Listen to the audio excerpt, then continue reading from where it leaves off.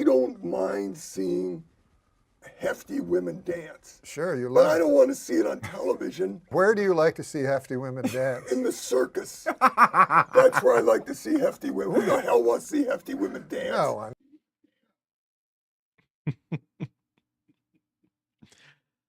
Hey, what's up, everybody? Look at this. We're back. We're back with the Power Up podcast.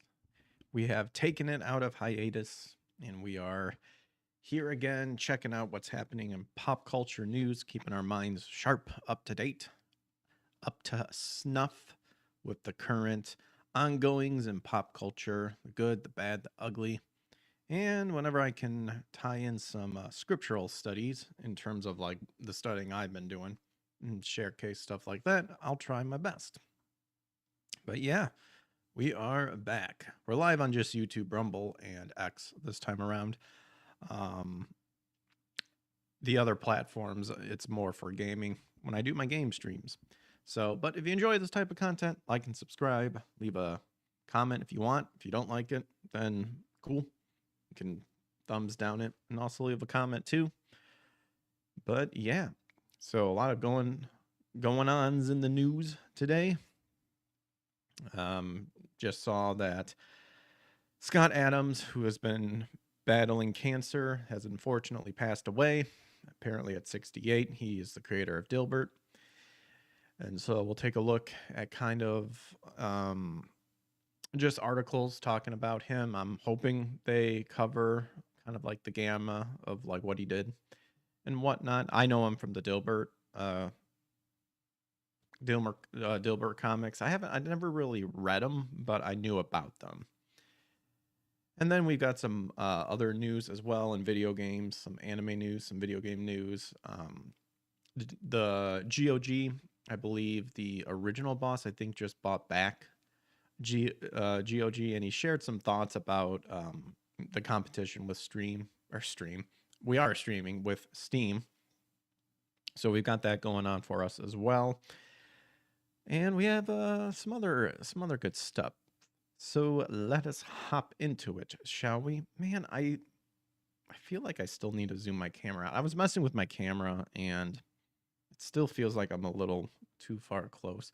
Really, what I need to do is I need to just get a better camera down the road. But, you know, in due time.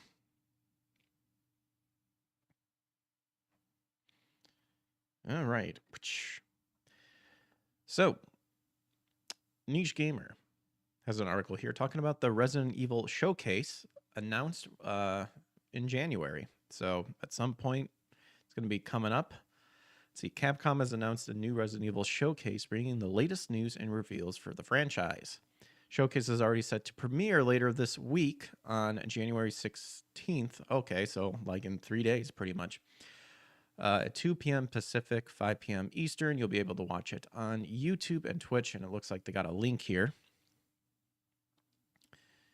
And Capcom has already confirmed the new showcase will show off the latest gameplay and info for Resident Evil Requiem, the next entry in their flagship horror franchise. And here is the trailer. A showcase with more information on Resident Evil Requiem is coming soon. Check it out. Oh, that was it. Okay, what the heck is this? Missy's mom. Okay. We got some Smosh. Funny enough, I was watching like some old Smosh stuff, and I was kind of curious about how they're doing today, and holy crap. Needless to say, back in the day, things were different. But Resident Evil Requiem is set to launch across Windows, PC, via Steam, boo, get GOG in there, Xbox Series XS, Switch 2, and PlayStation 5, which I have. I finally got a PS5, mostly because I have a lot of physical PS4 games, and I would rather be able to utilize them than switch over to another thing. So it's set to release February 27th. Neon Giant announces cyber noir shooter No Law. This was like 1 year ago. I'm just curious.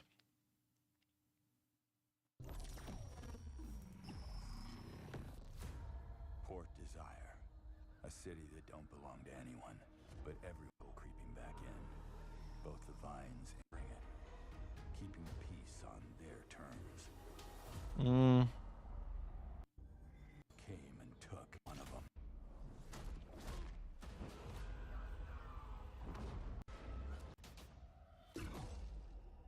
They're gonna learn something that stands in my way. Every last one of them. I'm kind of annoyed that a lot of games are doing like this very bright sort of style. It's not terrible, but like when you think of if you're trying to pass this as a cyber noir type shooter, it should be more gritty than bright. Oh, that was a neck snap. You reap what you sow. I mean, aside from like it being a little on the bright side, I think it looks pretty cool. First person story rich cyber noir. I'll have to take a look. This was announced like a month ago, so nothing new per se, but caught my interest. Okay. Boom. Hopping on over to Video Game Chronicle. So Stellar Blade, which I've currently been playing. Studio Shift Up has gifted all its staff $3,400, AirPods Max, and an Apple Watch. Dang. The studio frequently gives its staff gifts to encourage talent following success. Hey, not a bad way to do it. And to show that you actually care and that, people aren't just a cog in the wheel. So it's once again given all its employees an expensive gift to thank them for the previous year's work. As reported by Seoul Economy Daily, the South Korean studio celebrated the new year by giving its roughly 300 staff cash bonuses and Apple products. The company gave each of its staff a set of Apple AirPods Max, an Apple Watch, and a bonus of 5 mil. What's the W for? What's the currency over there? Well, in any case, apparently it's a total value of more than $4,000 per employee. Why did it up here? Did it say 3,400 and then down here it's saying 4,000? So this isn't the first time Shift Up has given its entire staff gifts to mark its continued success. 2023 of January, it gave its employees the iPhone 14S and other incentives.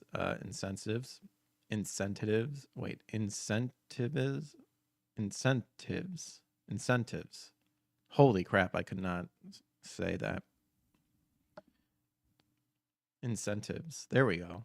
I think I said it right the first time and I was just overthinking it. But anyway, and the following year it gave them all prepaid credit cards with $6,800 per loaded onto them. Dang. And then we just read, oh, here we go. Okay.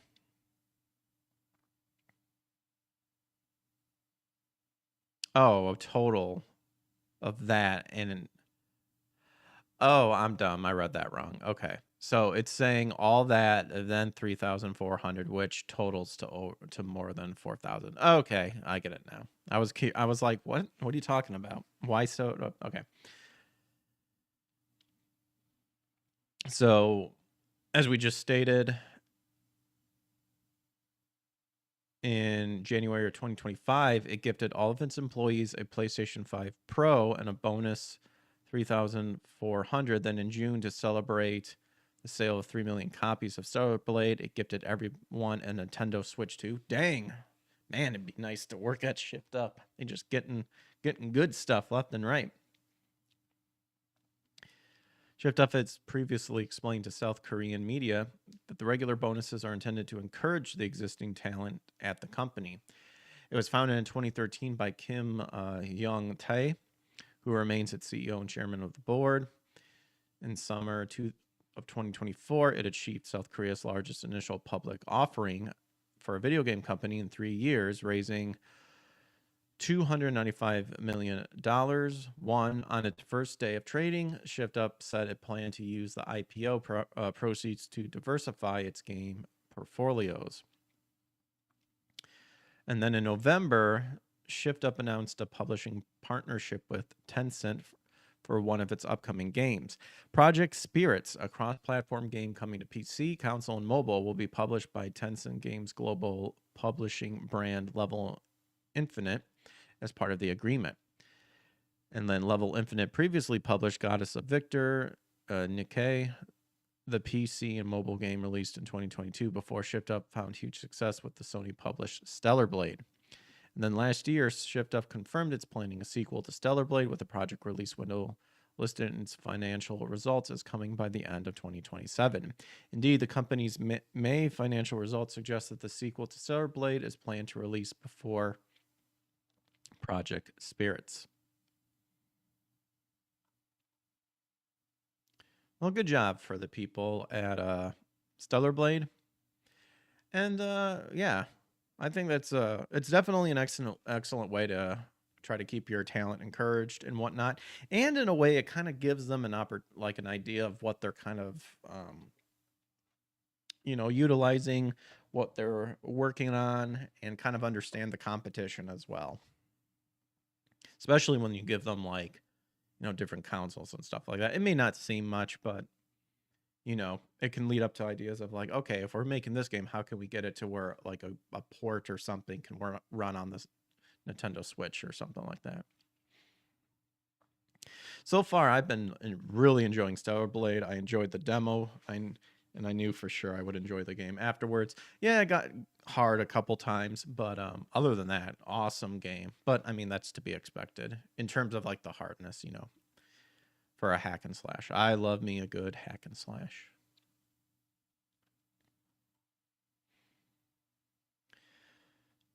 So hopping on over to that Park Place here. I've had Drunk 3PO on the show before, and Daughter's Revenge is just whooping.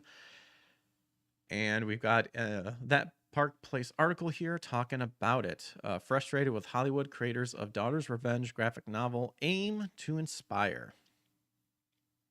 So, new graphic novel born out of frustration with the agenda-driven and uninspired stories Hollywood is producing is promising readers the opportunity to go on a fresh adventure with new characters. Daughter's Revenge is a pirate story about an honorable man, Jonathan Reed, who is thrust into an impossible situation. Finding his words no longer rewards virtues, Reed must decide if he will continue to live according to his beliefs or become like the pirate he once brought to justice. Or pirates, not just one, but many.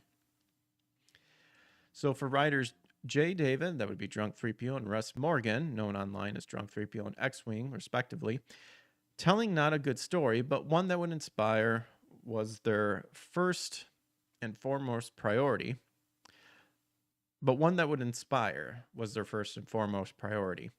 Artist Eric Hudson joined them, providing images to provide their epic, appropriate scale, scope, and weight of authenticity. I wanted to tell a story of a Christian man who was put in a situation that forced his hands to do things that he normally wouldn't do, Jay said. A man of faith whose faith is tested. A journey of hope born out of frustration. Jay said that his disgust and aggravation with Indiana Jones and the Dial of Destiny made him want to do something. I called X-Wing immediately and I said, man, what if we did our own story? Let's just do a pirate Indiana Jones story where they look for artifacts.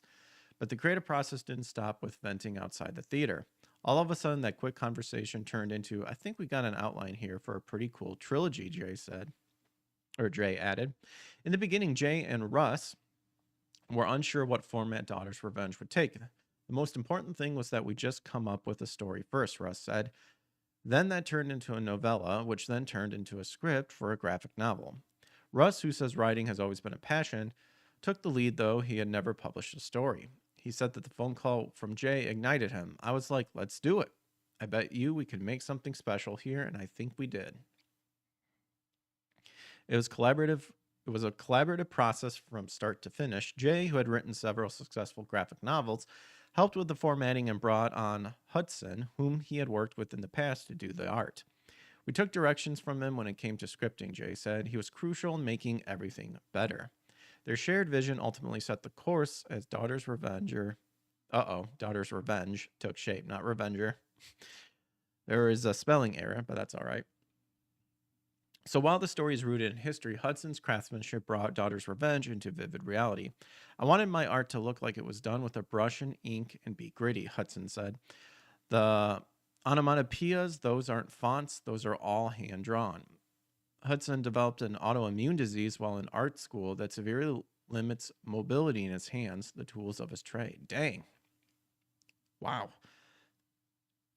I cried out to God, please don't take my hands. That's all I got, Hudson said. I had this dream of being a comic book artist, and if I lose this, I don't have much of an identity. And he took my hands and made me a better artist than I was before they got crippled. I give all glory for that. Oh, great. That's awesome. Yeah, praise God for that. Good. Yeah, I mean, sometimes we will never understand, not sometimes. We will never understand, God's will, but we do know that it is perfect and that it'll be for the better. And I'm sure once spending time with him in paradise, I'm sure a lot of stuff will be kind of told to us, revealed to us, when we can actually handle it, when we have reborn bodies. The final year he spent drawing the comic continued to be marked by difficulty. My dad passed away in July, and our colorist mom passed away, Hudson said. Oh, man. So last year we got this book done while probably all suffering one of the worst times in our lives. Still, everyone involved had the passion to see the project through. That just shows you the power of God bringing us together, wanting the story, he said. Indeed. Daughter's Revenge will be available in a full color edition, a black and white artist edition. I encourage everybody to get both editions, Hudson added, because you're going to see something different in both formats. The Ripperson campaign offers multiple covers, foil editions, flags, apparel, an alternative cover by former Marvel artist Irene Skrachalski. What the creators hope comes through in either edition is an enjoyable story that leaves them inspired and wanting more. A call to adventure. I would love for people to enjoy an adventure story and just smile when they hit the last page and say, when's the next one, Jay said. We wanted to make a story where people come out of it almost like they were coming out of a theater, watching Star Wars or a movie from the 80s or the 90s, where you just felt a little inspired, Russ said. You realize, oh, I've been gone for the past 2 hours. Where have I been? And you kind of snap back to reality and you look nostalgically back on that story, even 15 minutes later, and you're just stoked and you want to go back to that universe. The rallying cry online is often stop giving money to people who hate you and your values. With Daughter's Revenge, readers feeling disenfranchised by the legacy studios have the opportunity to step outside the mainstream bubble and explore a world with a story designed to inspire and affirm their beliefs. But there's a deeper intention that Hudson hopes goes beyond the pages of the book. I hope it inspires people to get a sense of their own adventure, Hudson said, and to know that even in the darkest times, they can have hope. It's now available for a limited 30-day pre-order campaign through Ripperson with all orders shipping in Q2 2026, and there is a link there. Well, very awesome, very cool. Hats off to them, and it sounds like it's really kicking ass. So if that's something that you guys are interested in, definitely check it out. I've had Jay on the channel before. Awesome dude, man of faith, overall awesome guy. And glad to see a lot of his works and, his adventures working out for him. So that's great. And who doesn't love a good pirate story? A pirate story with like an Indiana Jones type thing? Heck yeah. But yeah, you can find this article on that Park Place and then go check out the links there. Very cool. Very good.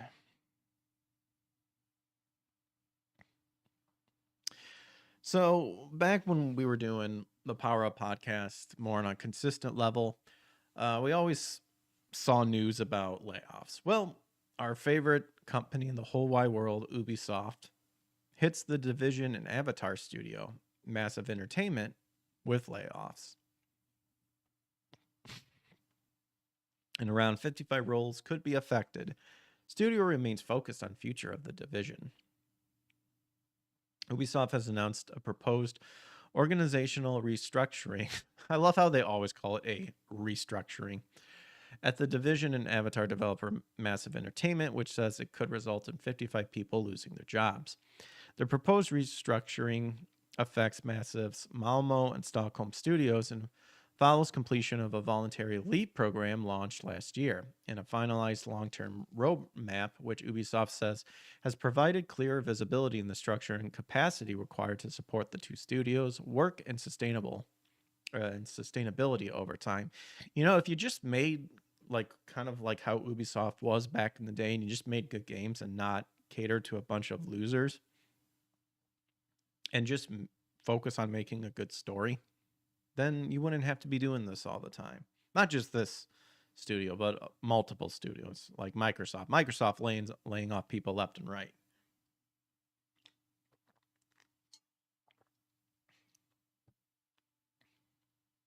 So massive focus going forward will be the Division franchise, including development of a third game and continued support for the second, as well as the Snowdrop engine and Ubisoft Connect.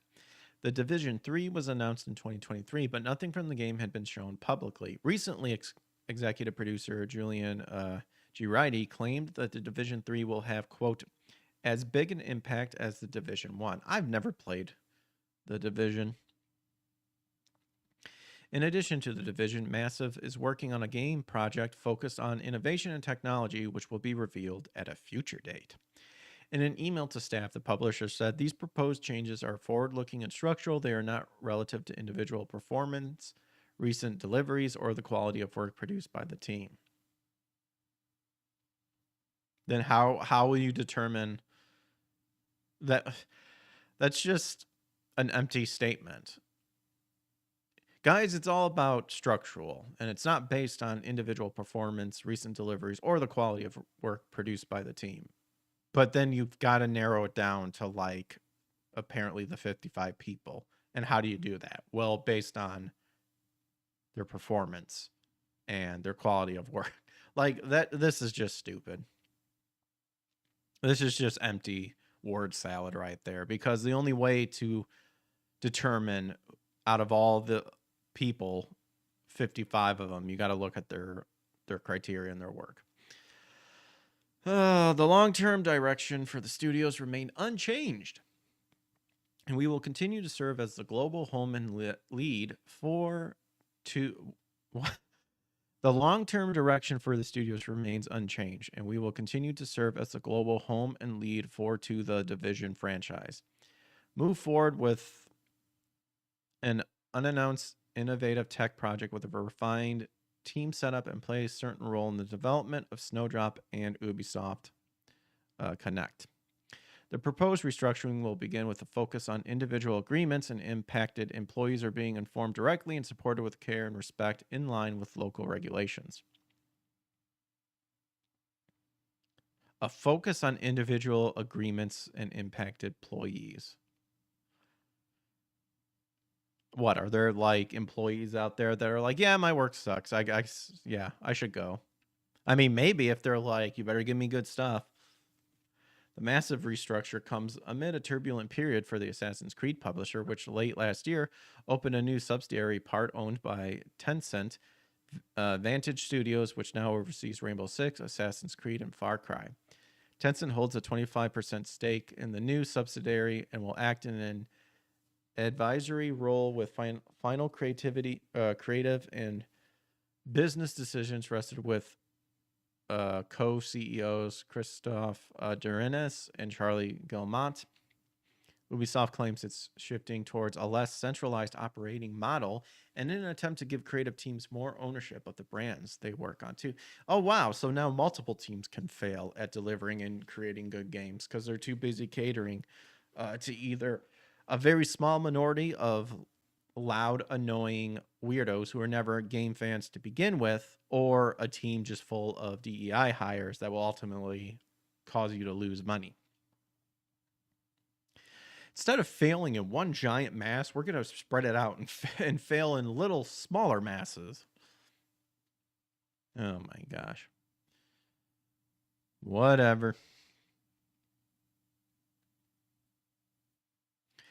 So remember the strikes from SAG-AFTRA? Thought we all saw that it was finally fixed. It was done. It was over. Well, apparently not, because there's another shutdown. As SAG-AFTRA strike threat looms over 2026 contract talks. Oh boy. The words Hollywood thought it would not hear again this soon are back at the table. The words Hollywood thought it would not hear again this soon are back on the table. SAG-AFTRA strike. Just over 2 years after the... I just now noticed Dopey down here. Oh, gosh. Just over 2 years after the historic 2023 labor shutdown crippled film and television production, the head of the Actors Union has publicly warned that another walkout is very much in play, even before formal negotiations with studios and streamers begin. So speaking recently at the Consumer Electronics Show in Las Vegas, SAG-AFTRA National Executive Director Duncan Crabtree, Ireland, made it clear that the union is preparing for a confrontation if the companies fail to meet their demands when talks officially open on February 9th. I want to be crystal clear. We're not going to accept a deal that is not fair to our members, he said.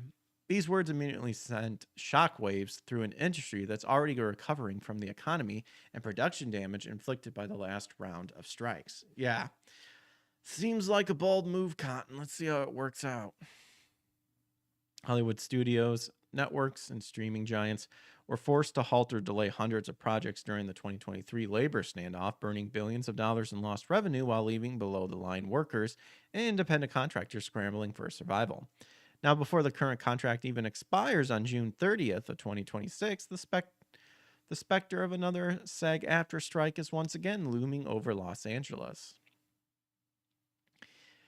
So this guy did not mince words when he asked whether actors will be willing to shut the industry down again. There's no reason there should need to be a strike because these companies should come to the table in good faith, as we are, he said. Yeah, right.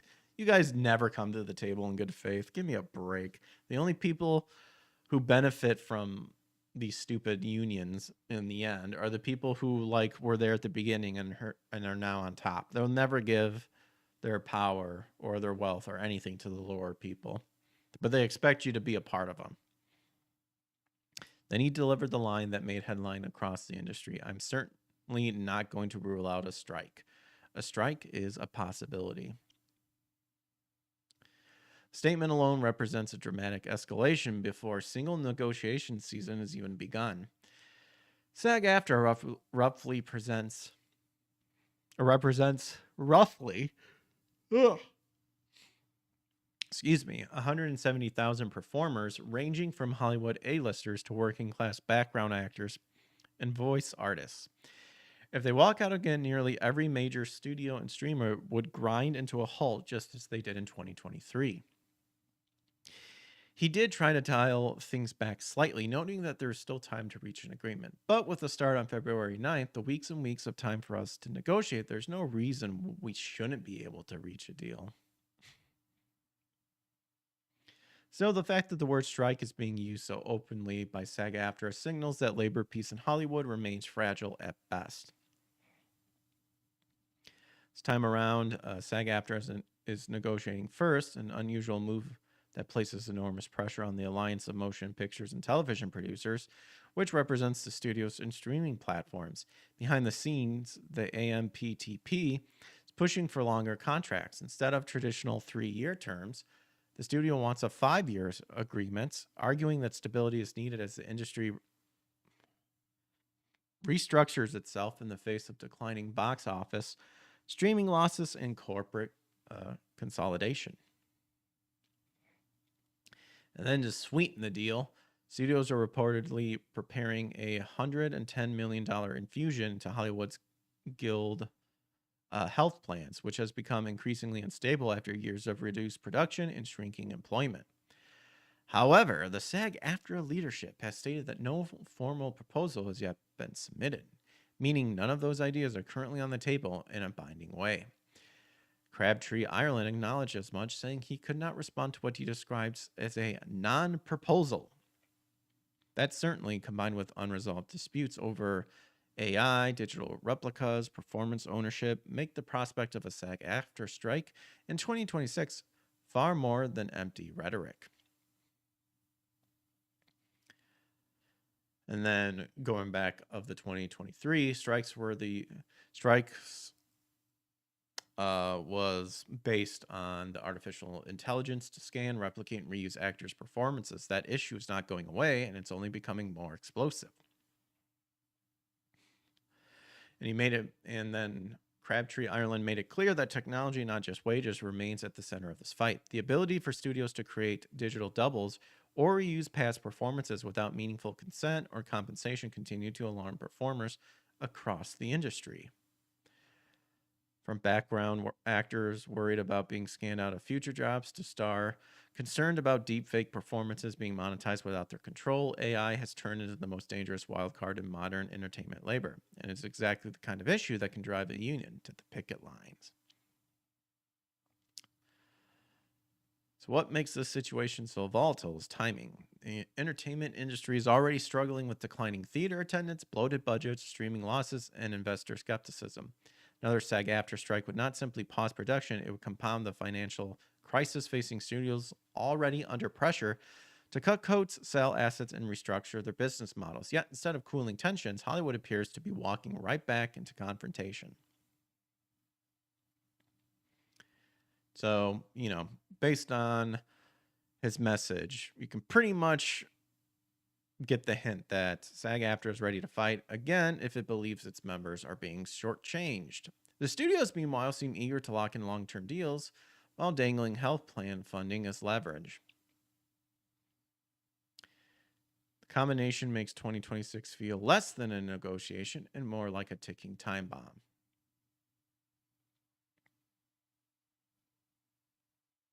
And it looks like this is kind of like that's a good time to end it.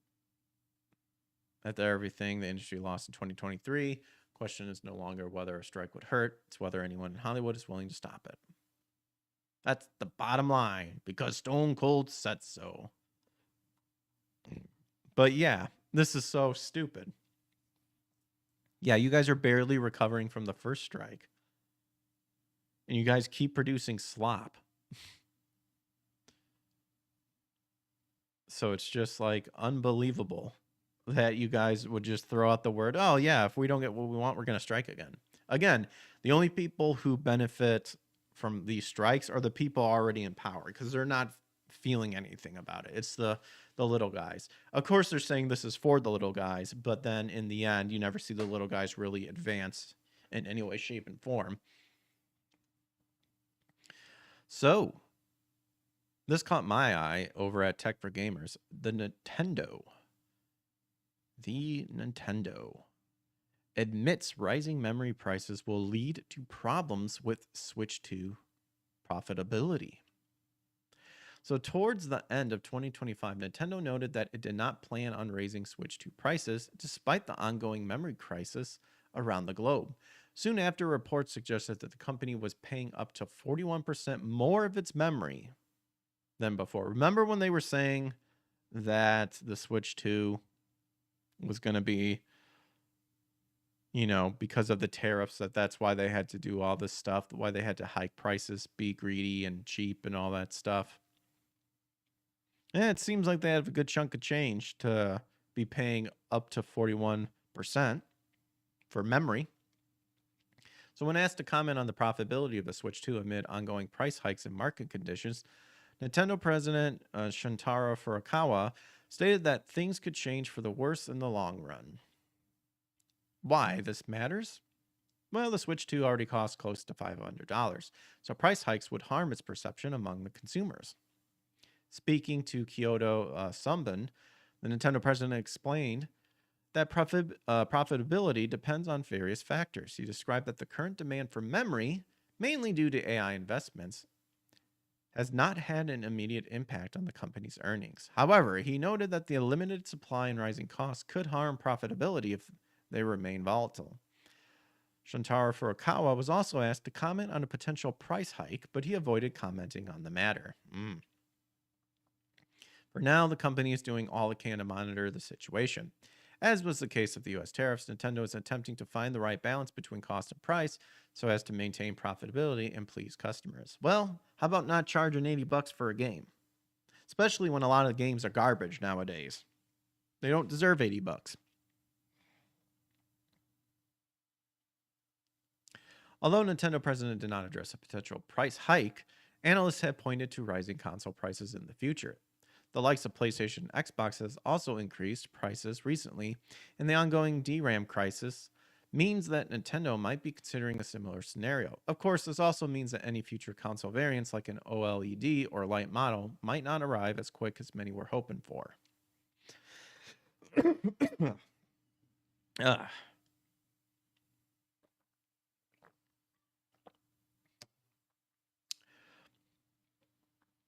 I mean, shouldn't you have millions and billions of dollars, Nintendo?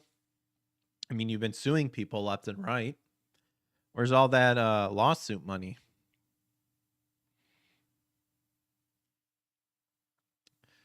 Where's all that crap? However, on a more uplifting note, you got Lego Pokemon sets revealed with $650 Kanto starter set. Well, maybe $650 isn't exactly on a more uplifting note. I do find this a little charming. It's funny, but charming. Lego and the Pokemon Company have finally announced their first Pokemon Lego sets, bringing the beloved monster catching franchise to platform. The new Lego Pokemon set came in three initial flavors with increasing brick count and dramatically increased prices. With the Eve set is smaller and cost $60. The original starter set with Venusaur, Charizard, and Blastoise is a whopping $650. I'm sorry, who pays this much for Legos? I'm sorry. Like, I hope you have a good amount of money saved up because I don't think it's worth dropping $650. That's just me. Now, I know I'm like, Wicked Virtue, and I think Jay have the Black Pearl that they'll be building. I don't know how much that cost, but holy moly. Even Eevee is $60.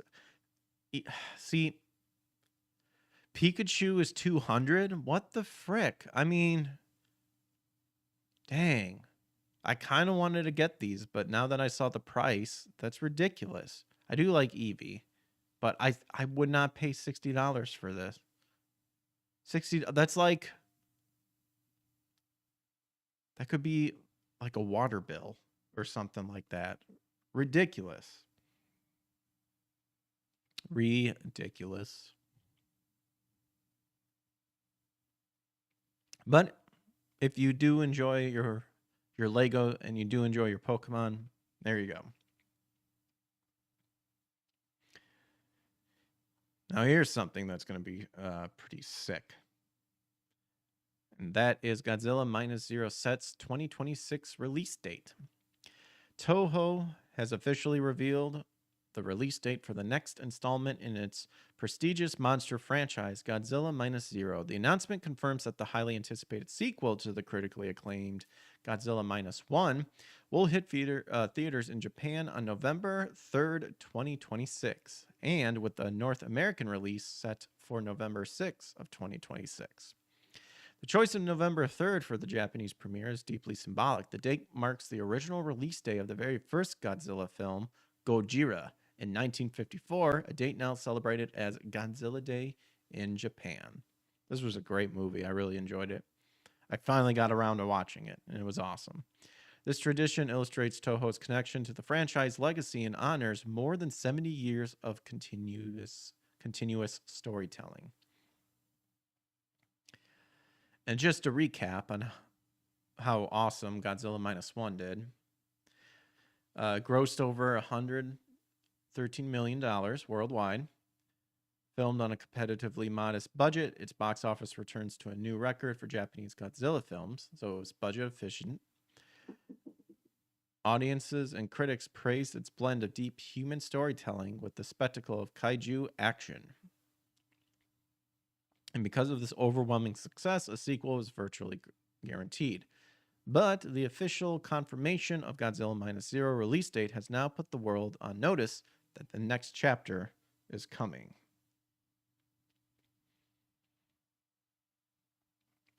At the time of writing, major plot details for Godzilla Minus Zero remain tightly under wraps. However, what we do know and can reasonably speculate include Godzilla is still alive. Spoiler, the ending of Godzilla Minus One confirmed that the titular monster survived humanity's attempts to destroy him. This sets the stage for new dangers and larger conflicts in the sequel. The Godzilla cell element.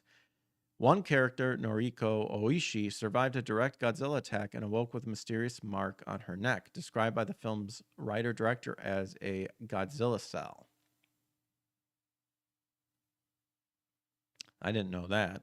This narrative hook has led to fan theories that the sequel might explore biological transformation, mutated humans, or even new monster creations linked to Godzilla's own cellular biology. Number 3, classic kaiju versus kaiju dynamics. So traditionally, Godzilla sequels introduce another giant kaiju antagonist. While Godzilla Minus One focused heavily on the human drama, the upcoming film could return to more classic monster battle sequences, potentially featuring another iconic Toho creator like King Ghidorah, Mothra, or the Smog Monster. Whether the focus remains on gritty humans' resilience or shifts towards a larger monster mash, the anticipation among fans are already building. And then a lot of reactions for the news have been overwhelmingly positive. And then they're repeating the date again. Yeah, I'm definitely looking forward to it. I thought the first movie was awesome when I finally got around to watching it. Pour myself a drink here.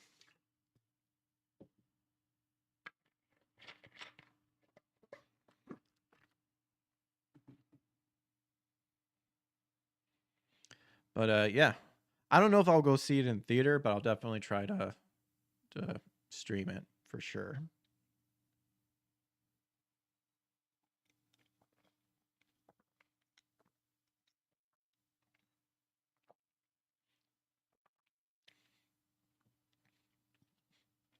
I thought this was interesting over at Tech for Gamers. Apparently, a Bethesda veteran dev slams $100 game prices. They're out of touch. You're out of touch. I'm out of time. So a former Bethesda-led dev has called out the potential 100 pricing for games. Game prices are a big topic of discussion in the current gaming industry. With the development budgets reaching hundreds of millions of dollars, studios are now pushing to increase the regular $70 AAA price tag to a new high up to $100. A Bethesda veteran, however, disagrees with pricing premium games at $100 and says it's too much. He'd be surprised if anyone does this. For context, industry analysts have predicted that the GTA 6 game could be the first $100 priced title. If GTA 6 indeed launches at the higher price tag, this would be a tipping point for other studios to follow suit and similarly price all the new high-budget games, except it's GTA 6. We see it constantly being postponed forever and ever and ever. I'm sorry, but if this does happen, I hope that studios price their games at $100 and people realize that the game is garbage and they lose tons of money. That's what's going to happen, is that studios who make crap games are just going to say, well, we'll just go ahead and put $100 on it because everybody's doing it, and people aren't going to buy it because it's garbage. It's up, Nintendo DS collector. Former Bethesda lead artist Nate Perkypile, if that's really how you pronounce his last name, it's pretty awesome, whose credits include games like Fallout and Skyrim, has called out $100 games, saying that they are out of touch. He says even he doesn't want to spend too much on games. I think $100 is too much, and I'd be surprised if they did that. I think it's better to monetize in other ways and with more DLCs and optional stuff. Perky Pile says that there are other ways you can monetize a game to earn good revenue. Okay, we're just repeating what was up here. He said that even $70 prices are a stretch for him. Part of the reason he now leans towards indie games is that they provide much better value at a lot lower price. And the case is similar for general consumers as well, which most people will definitely agree.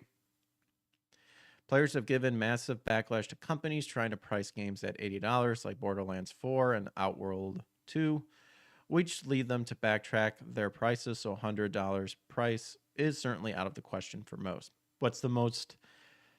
the Nintendo DS collector says, what's the most you've ever spent on a game?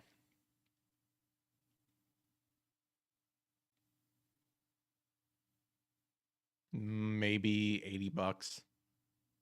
I can't honestly remember the last time I would ever willingly spend $100 on a video game.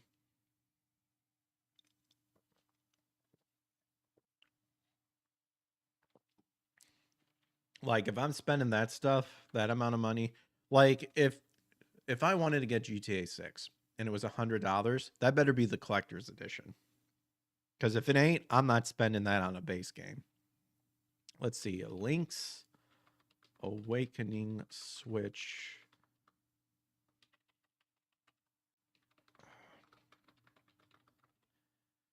Let's see, because I think I got the limited edition. I got the limited edition from GameStop. Oh, no, I didn't. I got the Dreamer edition, which someone has on here, like brand new. It's now $140. Oh yeah, brand new right here. This one has yeah, $74.99, so around $80. Those are the most for games that are like the in-between collector's edition or something like that. 80's like the most I've ever spent. The only time I would ever go past 100 is if I'm collecting an old game. And even then, I'm always hesitant about it.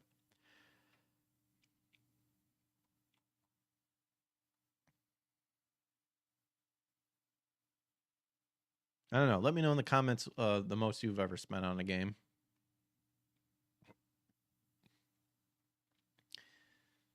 Fandom Wire. So every anime piracy site that may be shut down after Netflix Crunchyroll crackdown. So the war against anime piracy has reached a new height, and this time the owners of the rights to those anime are not holding back. In a massive legal escalation, streaming services like Netflix, Disney, and Crunchyroll, which is hilarious because Crunchyroll originally was a pirating site, backed by the Alliance for Creative and Entertainment, ACE, and the Motion Pictures Association, have secured a new court order aiming to dismantle a Hydra-headed network of piracy website. Nintendo DS Collector said you spent $400+. All I can say is if you have the money to do it, you know, I ain't telling you how to spend your money. I understand hobbies. I understand wanting to collect stuff. It's called Hydra-headed due to the nature of these sites always reappearing after dying. Well, yeah, like just accept it. This is the thing that makes me laugh about these stupid companies of like ACE and NBA or the MPA. It's going to come back. It's the internet. If you're going to try to get rid of like these type of sites, good luck. It's going to be impossible. Someone's going to come back and do it. I'm just a certified moron, says the Nintendo DS Collector. Whatever. I don't think of you any other different. You know, you do you. I mean, I know I've spent a good chunk of change on games. It's called Hydra-headed due to the nature of these sites always reappearing after dying. For years, the anime community has been in the gray area of illegal streaming, but the latest ruling from the Delhi High Court signals a proper end to the era of easy access for several major piracy platforms. who are the targets of this ruling. So the lawsuit pointed out several names that have been quite popular in the world of piracy. Among those listed are the variations of the following: 9 Anime, Anime Suge, Anime Salt. Anime Salt? That would have been well appropriate for how salty I get with stuff. Anakoto, Anime Academy, Anime World, Anytown, and Anime Lords. I know 9 Anime. I don't know any of these other ones. So according to the filings, these sites were caught hosting, streaming, and distributing copyrighted content without authorization of any kind. Despite receiving takedown notices on December 5th of 2025, these platforms continue to operate, forcing the rights owners to seek urgent judicial intervention. The evidence consisting of the real-time screenshots of the site offering downloads and streams of major titles, including Warner Brothers' Mob Psycho 100 Season 1, Netflix's Romantic Killer and Lookism, Crunchyroll's Angel Next Door Spoils Me Rotten. This was used to establish a prima facie case of copyrighted infringement.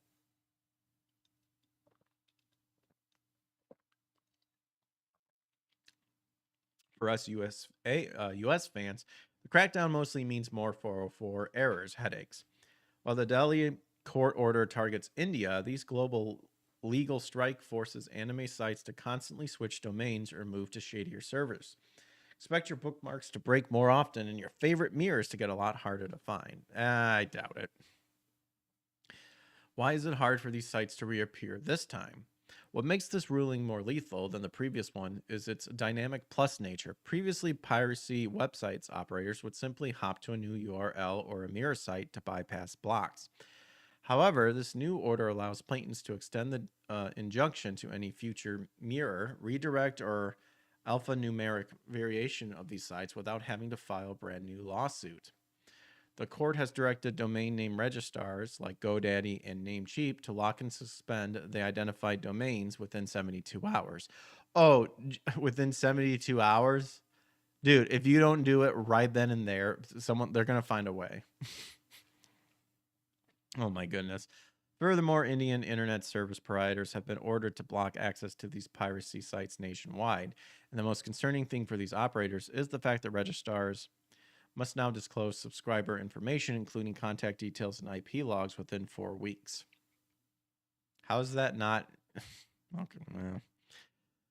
This isn't the only incident. This ruling follows the pattern of similar victories in Australia in late 2025. Oh, fuck Australia. Where the federal court authorized the blocking of dozens of sites, including High Anime.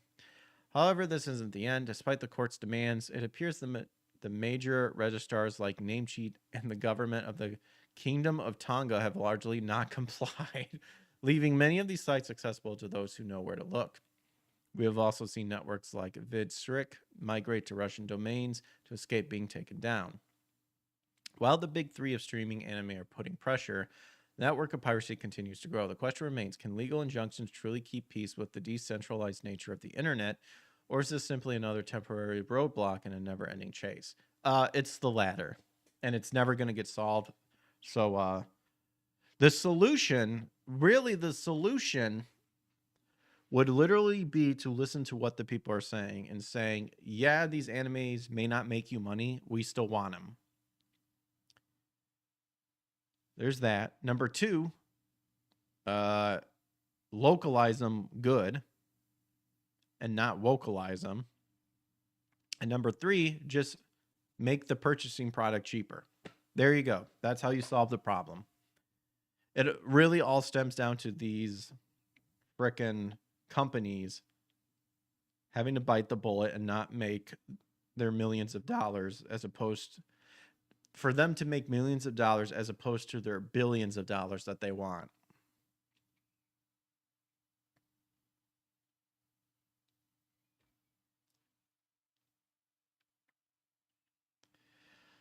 Well, we are on now one of the main topics here, and that is Scott Adams, creator of Dilbert, has sadly passed away. I didn't watch him on X, but he popped up a lot, and I knew about his battle with cancer. But sadly, he passed away, dead at 68, remembering the life, legacy, and creative genius of the Dilbert creator. So the world has lost one of its most influential and unconventional creative voices. Scott Adams, the cartoonist behind the globally beloved comic strip Dilbert, has died at the age of 68 after a battle with aggressive prostate cancer. The news was confirmed Tuesday during a live stream of his YouTube show, Real Coffee with Scott Adams, by his ex-wife, Shelley Miles. For more than 3 decades, Scott Adams was a defining voice of modern workplace satire. Through the dry, often painfully accurate humor of Dilbert, Adams captured the absurdities of corporate life in a way that resonated with millions around the world. His death marks the end of a creative era that shaped how an entire generation laughed at office culture and, in many cases, survived it. During the live stream announcing his passing, Miles read a final message written by Adam, offering one last glimpse into the mind and heart of the artist who had spent his life trying to be useful to others. That message, Adam reflected on his journey and expressed deep gratitude for the life he was given, writing that he had lived an amazing life and had given it everything he had. He urged people to, quote, be useful, and closed with the words, quote, please know I loved you all to the very end. It was a fitting farewell from a man who always believed the purpose of creativity was to serve others, to bring insight, laughter, maybe even a little wisdom along the way. So in May of last year, Adams revealed that he had been diagnosed with an aggressive form of prostate cancer that had spread to his bones. Ooh. He spoke openly about the illness on a show, choosing candor over silence, and continued working and communicating with his audience even as his health declined. Despite the gravity of his condition, Adams continued creating content, communicating with fans, and speaking openly about his health, maintaining the same direct, candid style that defined both his work and his personality. Dilbert first debuted in 1989 and quickly became one of the most widely read comic strips in the world by skewering incompetent managers, bureaucratic madness, soul-crushing corporate culture. He tapped into a shared experience that spanned industries, generations, and national borders.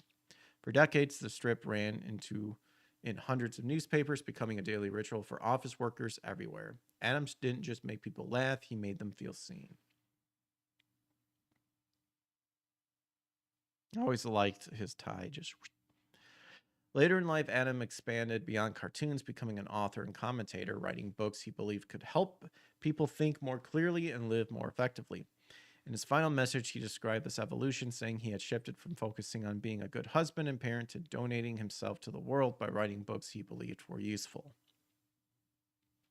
Trump was among those who paid tribute to Adams following his death, calling him a fantastic guy who liked and respected me when it wasn't fashionable to do so. In a longer statement, Trump added that Adams bravely fought a long battle against a terrible disease and offered condolences to his family, friends, and listeners, saying he would be truly missed. There's no denying the cultural impact Scott Adams had. Few artists ever created something that becomes part of the daily lives of millions. Even fewer sustained the relevance for decades.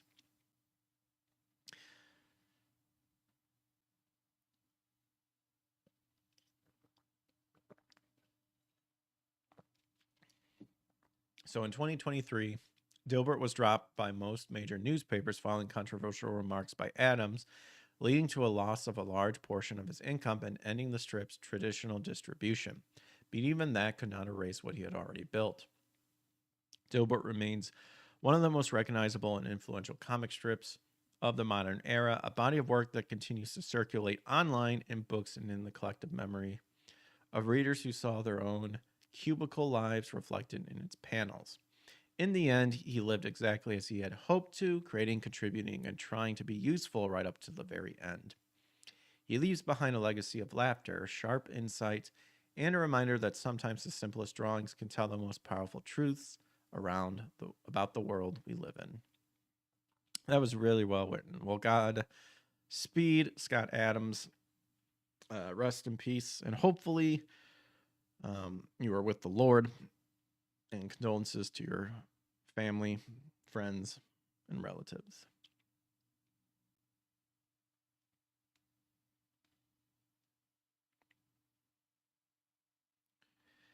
So as we are winding down on the show, we've got the last one, and that is the new GOG boss has some thoughts about Steam. And we got 3 articles from Tech for Gamers, Video Game Chronicle, and Bounding into Comics. For Tech for Gamers, Steam's monopoly is an obstacle and can be taken from them, says the new GOG boss. So Steam has been a remarkable run for the past year or so, with the digital platform generating record revenue for Valve in 2025, while also surpassing its all-time concurrent player peak multiple times in the last few months. Many developers acknowledge the monopoly Steam has on the PC market. If you ask the new boss of GOG, however, the platform isn't unbeatable, and its hefty market share can be taken away easily. Steam has been dominating PC gaming due to its consumer-friendly approach, and GOG can certainly give the giant some competition if it sticks to its strengths.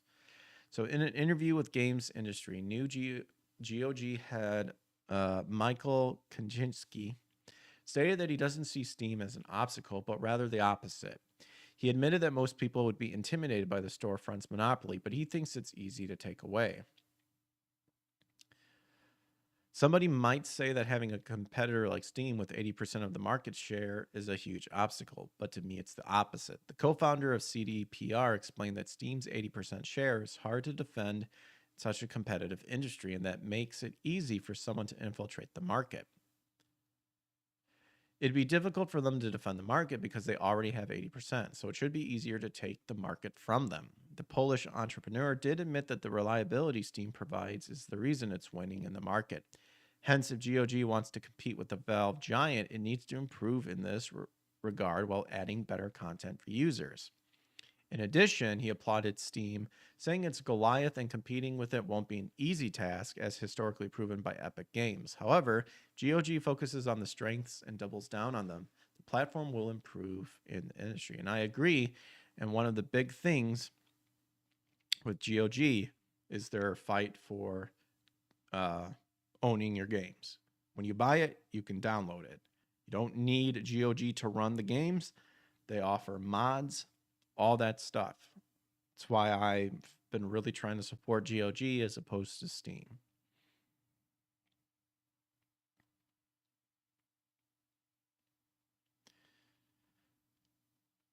So like I said, Video Game Chronicle also talks about this. Don't want to wrestle Goliath.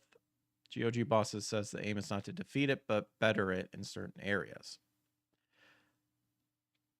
So the owner and managing director of GOG says the store's aim is not to challenge and defeat Steam, but to specialize in certain areas and do better them better than Valve's shopfront. So last month, CD Projekt sold GOG.com to its co-founder, Michael Kaczynski, who bought 100% of the shares for $25.2 million. Dang. So GOG is focused on DRM-free digital games, including modern releases and the preservation of classic games. That's why I love GOG, for that alone. It has operated within Witcher and Cyberpunk owner CD Projekt for over 17 years. In recent years, the company has championed its preservation program, a venture designed to ensure that classic games remain playable on modern PCs forever, even after their developers have stopped supporting them. So again, in an interview by GameIndustry.biz, he and managing director Michel Golubowski, I can't pronounce that, were asked how GOG hopes to compete against Steam and its near monopoly on the PC market. He replied that attempting to match Steam like for like would be a bad idea because GOG has already established itself as a storefront that goes in the different direction, thanks to its focus on older games and its pledge to release its games DRM free. GOG has its own strengths and really should focus on maintaining them and even strengthening them. He said, "There is no need to try to be like the others. GOG has its own identity and its own uniqueness, which is very much appreciated by gamers." Despite this, he claimed that Steam is winning with its ease of use, and that when it comes to improving his own company's user experience, he believes much can be done in GOG without losing its core values. He added that taking on Steam head-on would be an extremely costly risk, which is why GOG should focus more on being the best at curating older games.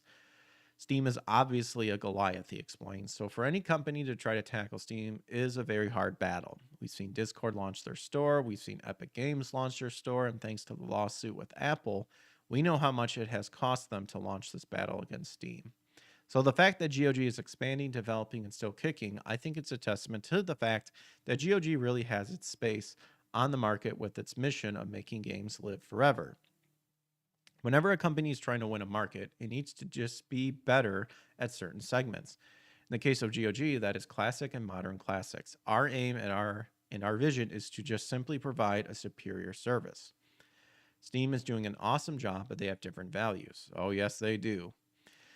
I'm not sure what their mission is and what they stand for, but certainly we do more for classic, retro, and modern classics in terms of accessibility, in terms of discoverability. But it's not a competition in the fullest sense, because you don't want to wrestle with Goliath, right? You need to have a different idea. Actually, you could. Just be like David. Have the Lord on your side and then throw that stone into that forehead and, murk him. And then before he regenerates, cut his head off.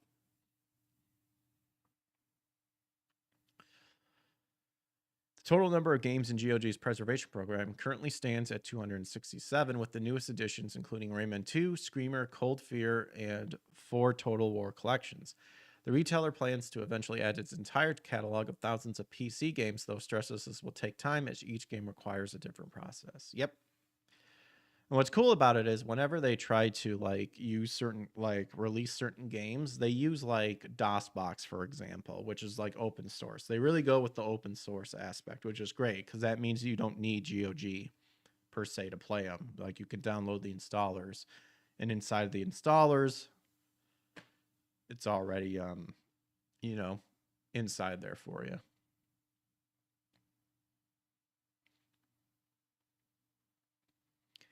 And to check out, Bounding into Comics, comment on it. He confirms anti-DRM stance is a core value, says there's no signs that it might die in any visible future. In assuaging, I don't know if I said that right, the understandable enshittification fears that arise anytime a consumer first business comes under new management. CG Project Red co-founder Michael has made it clear that his purchase of popular video game sales platforms GOG will have zero effects on the company's firm anti-DRM stance. Look at that Dino Crisis. So he bought it outright, as we read earlier, offering assurance while speaking to game industry biz's Lewis Packwood regarding his recent purchase. Pressed as to his thoughts on the platform's anti-DRM mission, Kaczynski declared, "This is a core value of GOG, and there's no signs that it might die in any visible future. This is not only an ethical value, but it's also very pragmatic. It helps people to enjoy games no matter what happens with the software provided by the platform or what internet connection they have." To this end, Kaczynski then affirmed that GOG's main goal would be to allow players access to a purchased game whenever you like, and nobody can take it away from you.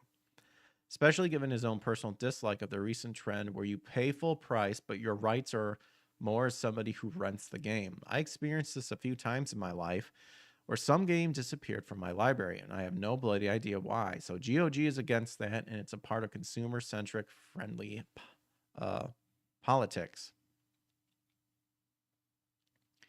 Also, there are other practicalities. Since the very beginning, we haven't seen DRM as a solution for piracy because the games get pirated anyway nearly day one. We see DRM as something which can make the life of a legal customer more difficult. The only reason to keep it alive can be to please the owners of the games because that's their requirement quite often. Pressed by Packwood as to whether or not this stance has ever lost GOG any business, the platform's new owner asserted, well, of course, but also noted that we've lost some, we've gained some. Probably there are also some developers that actually choose to work with us because of this philosophy, but the less third-party software around the game, the better for its longevity. So recalling how CDPR's 2011 decision to remove DRM from the PC release of The Witcher 2 Assassins of Kings landed them in hot water with its publisher Bandai Namco, He added, most corporate people, they make plain stupid decisions. I had firsthand experience with this with The Witcher 2. Oh, I didn't know that. Where our own publisher sued us. They couldn't understand that it wasn't harming their business because the game was already pirated, but they were not sensitive to the voices of gamers complaining that the DRM was causing some errors or slow down the game. Being a healthy company means having healthy results, he ultimately asserted.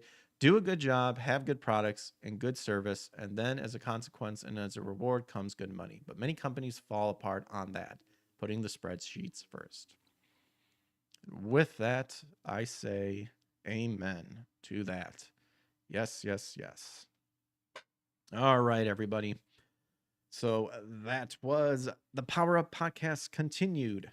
We'll probably be online again 8 p.m. on Thursday, so don't miss out. We're just going to be doing Tuesdays and Thursdays, and then the rest of the days we will be gaming over on YouTube, Rumble, X, Kick, and Twitch. So far, we have been, we just started up Ninja Gaiden 3, the NES version, and we're playing Stellar Blade. So do not miss out on that. Make sure to hit that like and subscribe button. And with that, we will go ahead and do some raiding. We will raid Vara over on the YouTubes. And then on Rembel, we will raid my boy Fuzzy Pickle. He is playing Roller Coaster Tycoon. Show him some love. With that being said, I will catch you guys later tonight. Take care and God bless, and I will catch you guys on the flip side. Peace.